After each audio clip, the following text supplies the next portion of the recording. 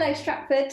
So now I'm here in the lovely, wonderful world of Jon Stiff. Hi, Jon. Hiya. Hi, from Stiffy Art. Yeah. Yeah. I'm guessing the name comes from your surname. It is, yeah. Jon Stiff, born with it. Yeah. Never needed a nickname at school. No.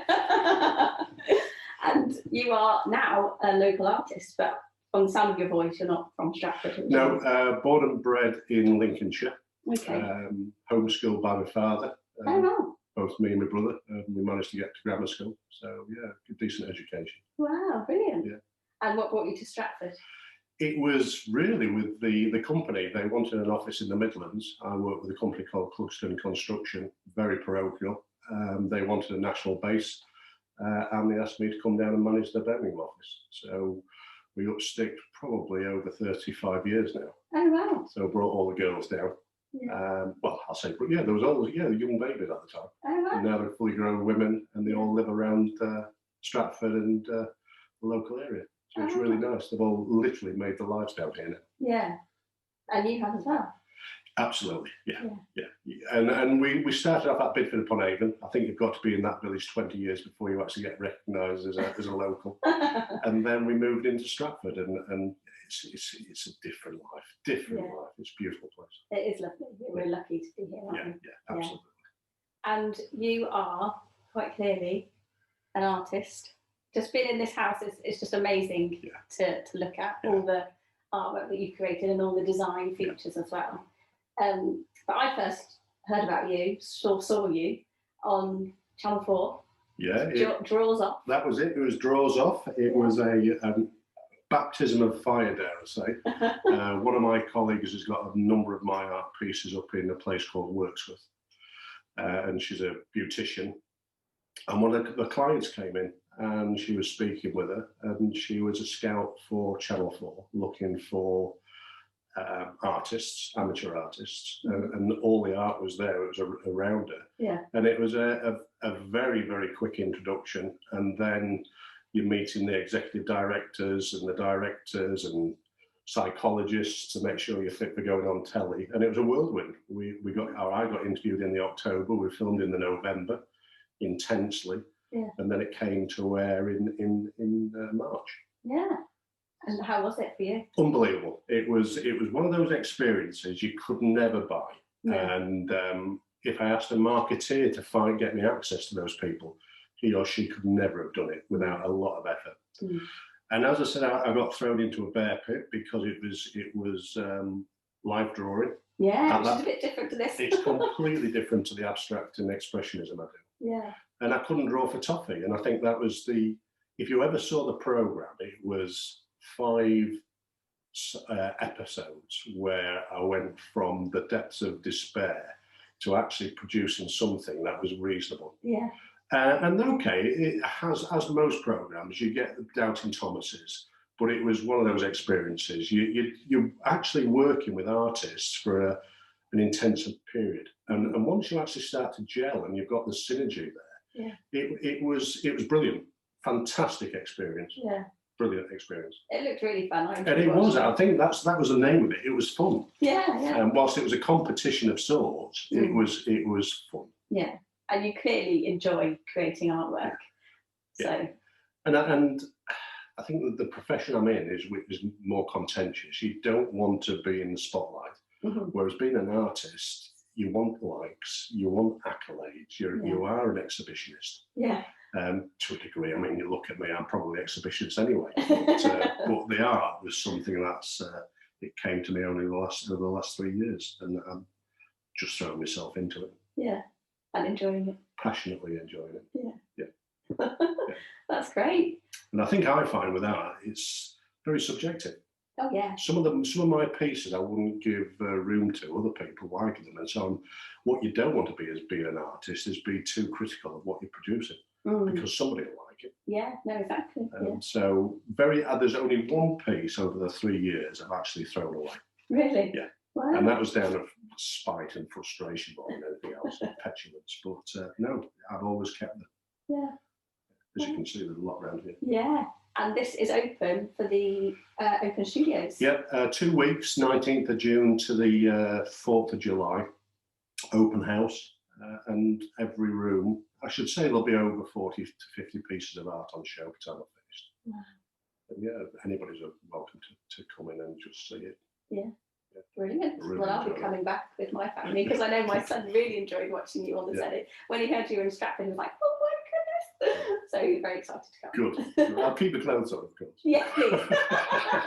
That is something we need to talk about actually, because you are literally covered. Fully tattooed, yeah. I mean, I didn't tell my parents. Well, I'm nearly pushing 60. And my daddy was disgusted even then. Really? Oh, God, yeah. So when did you have it done then? Started in 2009. We lost Graham in Afghanistan, and I'll say not like a fool. All the family members had some motif. I naively had Graham up beforehand, which was completely inappropriate. But you do it, and then it happened that you just get addicted to it. And they say that. They do say that. Yeah. And now it is a full body suit. Wow. So it's 233 hours, thick end of £17,000. Jeez. It's a lot of money. Yeah, and it's all done by one tattooist. Really? And he's a great guy. And it's a relationship that you forge because, okay, there are intimate areas he does, but you can have a conversation with him for 7 hours. I mean, the longest session I've had was 7 hours tattooing. Wow. And that is sheer pain after that length of time. I can imagine. There's areas that'll go numb, but there's other areas that just don't go numb. And then you are struggling. I mean, the palm of the hands are probably the most excruciating, as are the base of the feet. Literally, you've got the base of the feet done. And that he wouldn't have his done because he knows how bad it is. And that is excruciating. Yeah. And, but you get a space and it's just got to be filled because it's just one of those, it's an annoyance. We haven't done your face yet then. I can't do the face. The profession I'm in, and I still earn a good profession through working in litigation, I'm procured through recommendation. So people judge me on my results, not necessarily what image I want to create. So I'll go down to Temple in London, I'll be working with barristers, and it's how you articulate in that arena and how you perform in terms of evidence and putting a case. And what I like to do is people wrongly judge me from the outside. Okay. And as soon as they do that to me, I'm on a winner because they don't know what next is going to happen. Yeah. So it is a bit like a storyteller. I can talk for England, as you can probably imagine. But no, the tattooing, it's another canvas. I filled it. Yeah. I can't do any more. So I'll just do what I do. You have to carry on with it. Just carry on with it. I don't need to do it anymore on myself. Do you want to carry on with a bit of your piece? Yeah, I'm looking at how. There's loads of different styles of art. This is what I would say is near as to abstract as I would do. And these are to conjure up images of summer scenes, fields and fields of colour. This one in particular, a chap wanted a grey background, which is a little bit austere. But once you actually mix grey with the pastel colours as opposed to the vivid primary colours, it puts on a different perspective. And the interesting thing is that I've never been an exponent, or not until I'd finished the programme. Yeah. I don't paint with brushes. What I paint it with are lemon squeezers and pastry basters. Oh wow! So the grass is done by dipping that into paint and literally flicking it, and getting the movement of the grasses.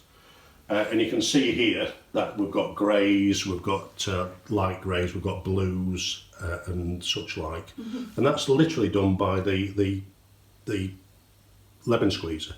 So once you dip it into the paint, these finials here, or these cuts rather, they're almost like a reservoir of paint. So you could actually draw your name. Yeah. And that just gives it some longevity and gives you the fluidity to actually flick and just throw the lines across the page, or across the canvas rather. Yeah. And then this base to here, subject to the viscosity, if you want to call it that, of the paint, you can either drip it, and you can see there that's just picking up the larger dots, as it hits the canvas. Or if you just simply tap it, you're getting more of the smaller dots come through. And what you can do with this, even though it's fairly, well, it's not crude, it's the thongs on the piece that just gives you the opportunity of applying the paint by way of composition. So as opposed to actually, and you can flick it, and you can do all sorts of things with it. Yeah. Well, that's how you get the dots, or the drips, as people want to call it. And this particular style, it's a bit like Pollock. Yeah. Especially, I mean, that piece there is more of a Pollock-esque, as is the deck chair, as is these sort of things here, in terms of the editor's chair. Yeah. And I think the biggest thing I had as an artist was, I'm not trained, far from it, and it is plagiarism. You are copying. Yeah. And I thought for a start I was a fraud, because you look at pieces, and I did some Renoir pieces when I was first starting in terms of watercolours. You look at them and they are copies. And Egon Schiele, I absolutely adore his work. And I copied a couple of his. And the lady, Yannicka, who teaches me now, she was not impressed, because all it was a copy, a bloody good copy. But it wasn't my work. So it was not me. Yeah. So once you actually see a Pollock, and I'm well travelled. I went to the Peggy Guggenheim Museum in Venice and I saw the alchemy there. And it's the first time a piece has made me actually cry, because it's just absolutely immense. Yeah. And people say Pollock's a dripper of paint, but it's more than that, because there's textures.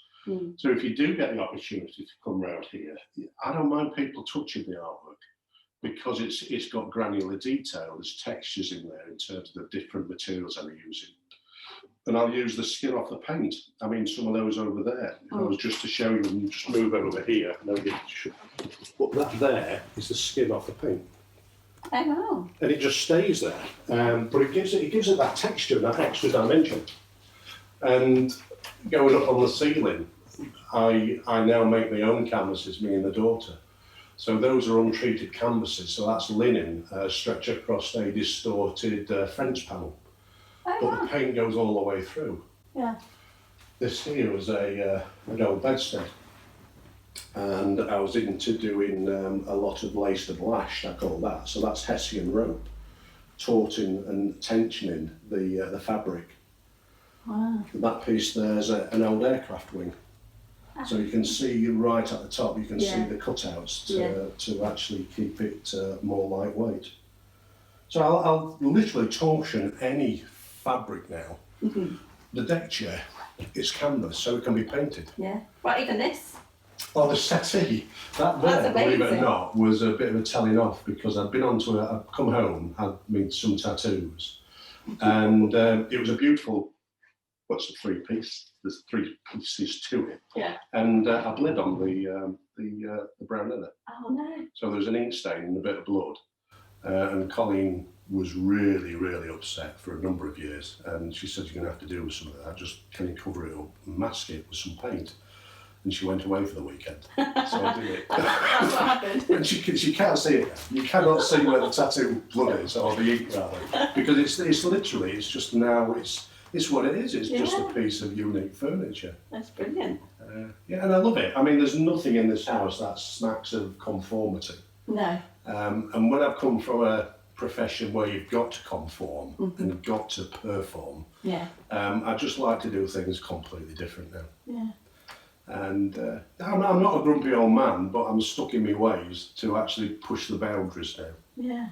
I don't upset. I'm sure I can upset people if I really wanted to, but people now just shake their heads in disbelief in terms of what I do, and the art speaks for itself. Yeah. And you got some different pieces as well after your experience on Draws Off. There's some major pencil work now. I did three ladies. One's Fallen Angel, one's Medusa, and one's the Mermaid. They take 7 days of intense drawing. And when I say 7 days, I'm talking probably 8 hours a day. And then I was doing some Bridget Riley 1960s backgrounds. I've done some wakeboards, so if you do get the opportunity to come around, you'll see those.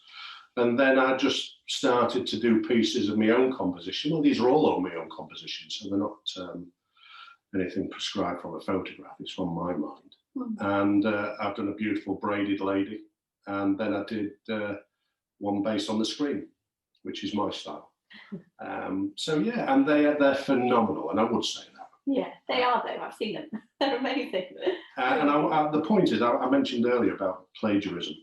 I want to actually get to the style of Gustav Klimt, because when you see that and you see these and all this other sort of stuff, they are massive backgrounds. And I'm trying my damnedest to actually get realism into my paintings. But I struggle because, as I've said, and I will boast, once you see them, they're beautiful without the backgrounds. So I don't want to spoil them. Yeah. It's almost like I want to do a bad one and then do a background just to see. And I'm nervous to actually break out into colour. All of these are pencil.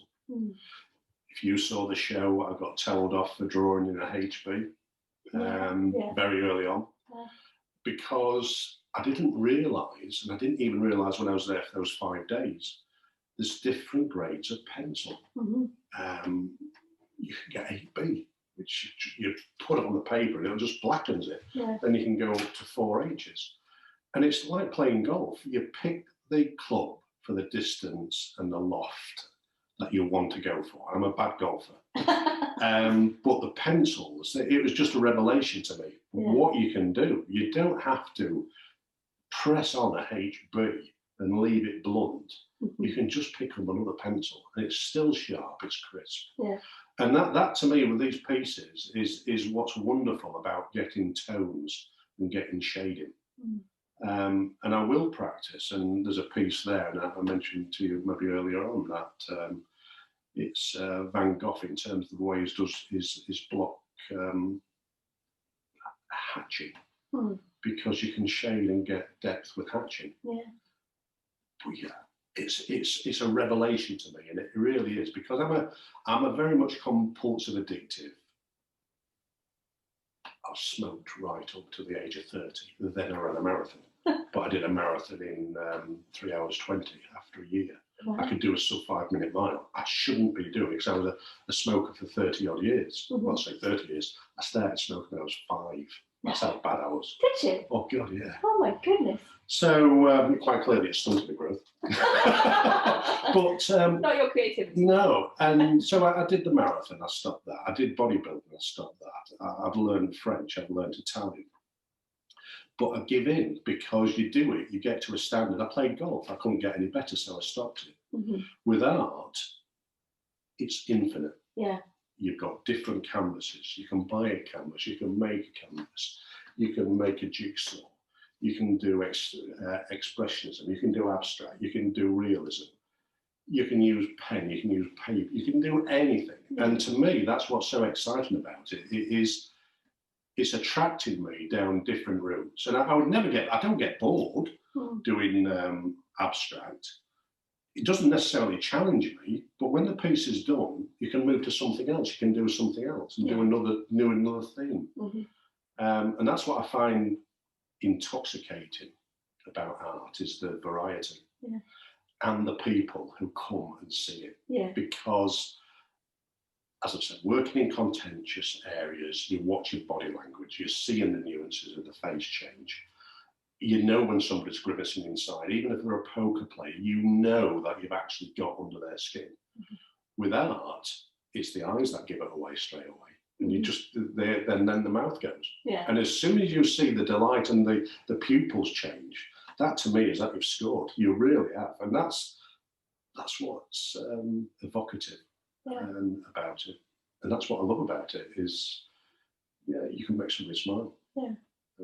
Rather than sometimes I can make people cry in a bad way. But no, it's beautiful. And as I said, it's a delight. And I don't tire. I never tire. I could do it 24/7, it wouldn't bother me. And I probably do on occasion. Well, it's lovely to see you so passionate about it, and I'm really looking forward to coming back and seeing it. I hope other people come to, because it is amazing to come and look around. Yeah. Thank you so much for talking. No, it's wonderful, and like I say, my apologies. I can't talk for England, but as I say, I'm just into it. It's beautiful. Yeah, absolutely beautiful. It's just consuming in a nice way. Yeah. Well, thank you.